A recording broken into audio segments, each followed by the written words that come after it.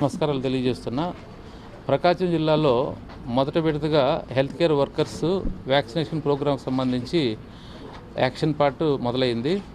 ఈరోజు ఉదయం 6:30 31,000 పైచీలకు మనకు వైల్స్ వచ్చినాయి, వ్యాక్సిన్ వచ్చింది కోవిషీల్డ్.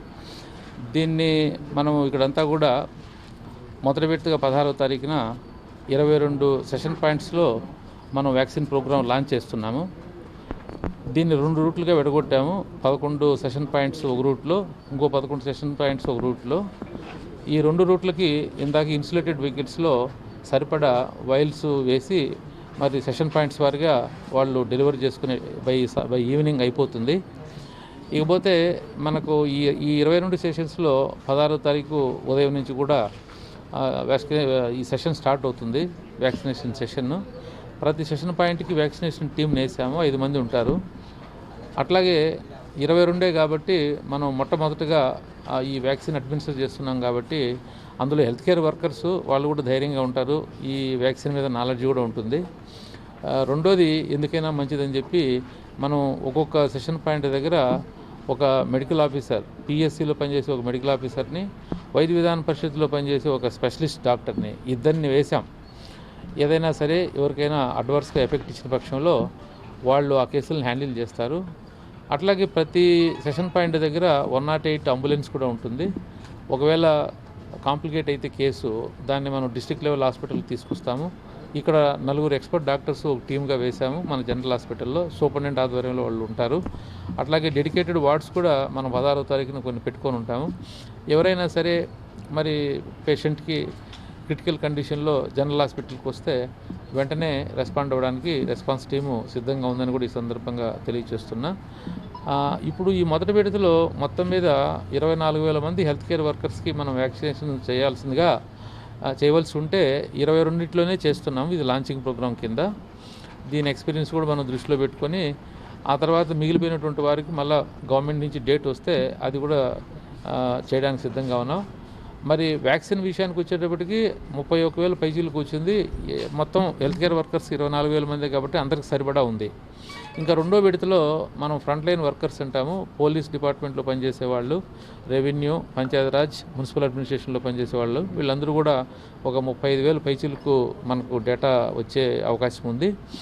మరి దీనికి సంబంధించి ప్రస్తుతం ఎవరికోరికి అయితే మనం ఈ రెండో విడతగా వ్యాక్సినేషన్ అయ్యాలో ఆ డేటా అంతా కూడా మనము అప్లోడ్ చేసుకుంటున్నాము. అట్లాగే వాళ్ళకి సెషన్ పాయింట్స్ కూడా ఫిక్స్ చేసాం, ఒక 105 సెషన్ పాయింట్స్ ఫిక్స్ చేసాం. వాళ్ళకు కూడా మళ్ళీ ప్రోగ్రామ్ గవర్నమెంట్ అనౌన్స్ చేసిన తర్వాత వాళ్ళకు కూడా వ్యాక్సినేషన్ ఇవ్వడం జరుగుతుంది రెండో విడతలో. ఇంకా మూడో విడతగా మనం జనాల్లోకి వెళ్తాము. ప్రయారిటైజ్డ్ గ్రూప్ అన్నారు, 50 సంవత్సరాలు పైబడినటువంటి వాళ్ళకి, 50 సంవత్సరాల లోపు వాళ్ళకి మనం వ్యాక్సిన్ ఇవ్వాలంటే వాళ్ళు కోమార్బిడ్ కండిషన్లో ఉండాలి.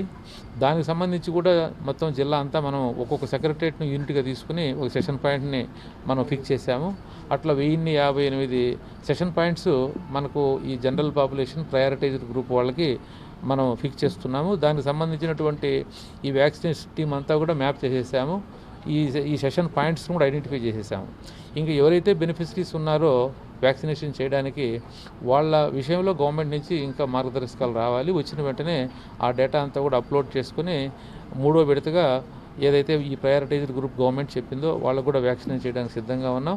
సో ఈ క్రమంలో మనకు ఈ వ్యాక్సినేషన్ అడ్మినిస్ట్రేషన్లో ముఖ్యంగా జిల్లా స్థాయిలో డిస్ట్రిక్ట్ వ్యాక్సిన్ స్టోర్స్ ఉంటుంది. ఇక్కడ అంతా ఫెసిలిటీ సిద్ధంగా ఉంది.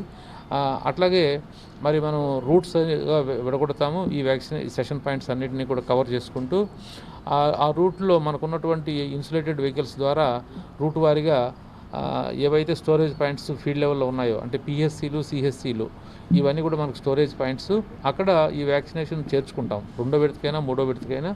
అక్కడి నుంచి మళ్ళీ మనకు సెషన్ పాయింట్స్ దగ్గరికి మనకు వ్యాక్సిన్ క్యారియర్లో ఈ టీం వాళ్ళు తీసుకెళ్ళి మరి వ్యాక్సినేషన్ వేయడం జరుగుతుంది. దీంట్లో ప్రధానంగా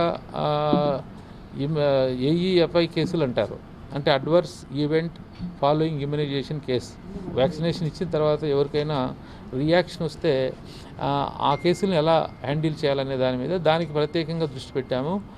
జిల్లాలో DCHS వైద్య విధాన పరిషత్ హాస్పిటల్ నోడల్ ఆఫీసర్గా పెట్టాము. తర్వాత మన జనరల్ హాస్పిటల్లో ఒక ఎక్స్పర్ట్ తోటి 4 డాక్టర్స్ని డెడికేట్ చేసి పెట్టాము. అట్లాగే కొన్ని బెడ్స్ కూడా వాళ్ళకి ఈర్మార్క్ చేసి పెడతాము, ఎవరైనా కేసు వస్తే వెంటనే అడ్మిట్ చేసుకోవడానికి. అట్లాగే ఫీల్డ్ లెవెల్లో వైద్య విధాన పరిషత్ హాస్పిటల్స్ ఈ సెషన్ పాయింట్స్ని మ్యాప్ చేశాం.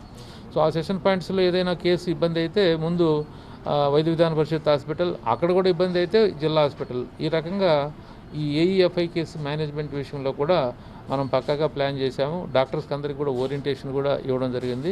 మళ్ళీ ఒకసారి వ్యాక్సినేషన్ మనం కామన్ పీపుల్కి స్టార్ట్ చేసినప్పుడు 2వ విడతకు కూడా మనం ఓరియంటేషన్ ఇస్తాం డాక్టర్స్కి అందరికీ కూడా, అట్లాగే వ్యాక్సినేషన్ టీం అందరికీ కూడా. సో ఈ ప్రకారంగా మనం ప్రకాశం జిల్లాలో ఈ వ్యాక్సినేషన్ మనం వేయడానికి దశల వారీగా జిల్లా యంత్రాంగం అంతా కూడా సిద్ధం చేసింది. ఈ క్రమంలో జాయింట్ కలెక్టర్ డెవలప్మెంట్ కానీ, డిఎంఎండ్హెచ్ఓ కానీ, వాళ్ళ సిబ్బంది కానీ, డిఐఓ అందరూ కూడా ఒక టీంలాగా పనిచేస్తున్నారు. ఇంకా తిరుమలరావు, దీనికి అంతా కూడా ఒక ఎస్ఓపి కూడా మేము పెట్టుకున్నాం. జిల్లా స్థాయిలో ఒక టాస్క్ ఫోర్స్ ఉంటుంది, మండల స్థాయిలో ఎంఆర్ఓ ఆధ్వర్యంలో ఒక టాస్క్ ఫోర్స్ ఉంటుంది, మరి అట్లాగే గ్రామ స్థాయిలో కూడా పంచాయత్ సెక్రటరీ, విఆర్ఓ, మహిళా పోలీస్, ఏఎన్ఎం అట్లా. సో ఇట్లా మనకు జిల్లా స్థాయి, మండల స్థాయి, సెషన్ పాయింట్ స్థాయి వరకు మనకు పక్కాగా ఎవరు రోల్ ఏంటి, ఎవరు రెస్పాన్సిబిలిటీ ఏంటి అనేది అంతా కూడా ఒక స్టాండింగ్ ఆపరేటింగ్ ప్రొసీజర్ ద్వారా అంతా కూడా అందరికి కమ్యూనికేట్ చేసి దాని మీద ఓరియంటేషన్ కూడా ఇవ్వడం జరిగింది. టెక్నికల్గా ఎవరైతే వ్యాక్సినేషన్ చేస్తారో ఏఎన్ఎంస్కు వాళ్ళకి ప్రత్యేకంగా వ్యాక్సినేషన్ ఎలా చేయాలనే విషయం మీద మనము డాక్టర్స్ ద్వారా ఈ పారామెడికల్ స్టాఫ్ అందరికి కూడా ట్రైనింగ్ కూడా ఇవ్వడం జరిగింది. మొత్తం మీద ఒకవేళ మనం గవర్నమెంట్లో పనిచేసే పారామెడికల్ స్టాఫ్ సరిపోకపోతే ప్రైవేట్ హాస్పిటల్లో పనిచేసే వాళ్ళ సర్వీసెస్ కూడా రిక్విజిషన్ చేసి తీసుకుంటాం.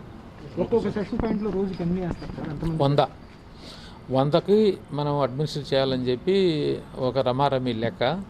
సో అందువల్ల ఓసారి మించవచ్చు లేదా అంతకంటే తగ్గొచ్చు, బట్ రమారమి 100. అంటే ఇప్పుడు 20 రోజులు పడుతుంది మనకి. ఇప్పుడు ఫస్ట్ ఫేజ్ అవ్వాలంటే ఇప్పుడు 22 సెషన్ పాయింట్స్ లాంచింగ్లో భాగంగా 16వ తారీఖున PM గారు, మన CM గారు ఈ ప్రోగ్రామ్ని లాంచ్ చేస్తారు.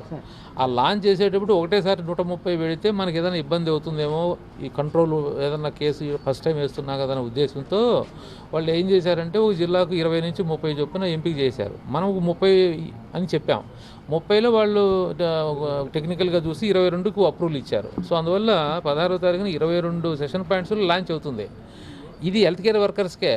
మనం మొత్తం 130 సెషన్ పాయింట్స్ ఉన్నాయి హెల్త్ కేర్ వర్కర్స్కి. ఇప్పుడు 22 అయిపోతే ఆ తర్వాత మిగిలిపోయిన 130లో 22 పోతే 108 ఉంటాయి కదా. ఆ 108కి మళ్ళీ డేట్ చెప్తారు. అప్పుడు ఆ 108లో స్టార్ట్ చేస్తాం. మళ్ళీ వ్యాక్సిన్ వస్తుంది, మళ్ళీ రూట్ వేసి అందరికి మళ్ళీ పంపించడం, సేమ్ రిపీట్. ఈ 22 అనేది మనకు ఒక రకంగా చెప్పాలంటే ఇది ఒక రిహార్సల్ కింద కూడా లెక్క. మనకు ఏమి ఇబ్బందులు వచ్చినాయి, దాదాపు 2000 మంది ఇప్పుడు మనం వ్యాక్సినేషన్ తీసుకుంటారు ఈ 22 పాయింట్స్లో. సో దీనివల్ల ఎవరికైనా ఏమన్నా రియాక్షన్ వచ్చిందా, ఆ కేసు మనం హ్యాండిల్ చేస్తే వాళ్ళకి ఏమైనా మనం దాన్ని ఓవర్కమ్ అయ్యామా లేదా అనేది ఒక ఎక్స్పీరియన్స్ వస్తుందని బహుశా దశల వారీగా చేయాలనేది గవర్నమెంట్ యొక్క ఉద్దేశం. Thank you.